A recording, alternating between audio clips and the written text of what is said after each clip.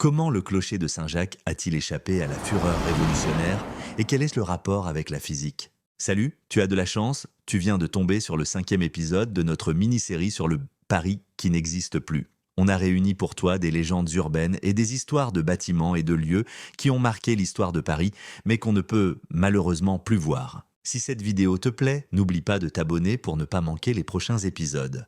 Sur la rue de Rivoli se trouvent un square et une place nommée d'après la tour Saint-Jacques. C'est là que se trouvait autrefois l'église Saint-Jacques de la Boucherie, point de rassemblement et de départ pour les pèlerins parisiens en route vers Saint-Jacques-de-Compostelle. Nicolas Flamel, l'alchimiste supposé qui n'a pourtant jamais inventé la pierre philosophale, y avait aussi été enterré. On a parlé de lui dans l'épisode précédent, va le voir si ce n'est pas encore fait. Pendant la Révolution, l'église fut démontée pierre par pierre. Étrangement, le clocher situé un peu à l'écart fut épargné. Tout cela grâce au respect pour la science.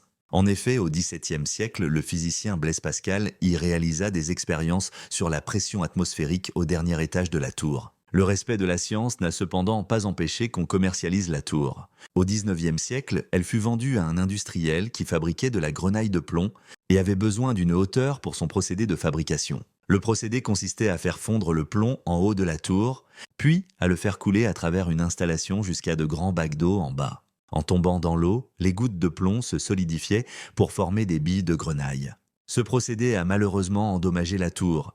Les gouttes de plomb, en tombant, ont abîmé les éléments décoratifs de la façade. Aujourd'hui, il est donc quasiment impossible d'y retrouver des décorations originales.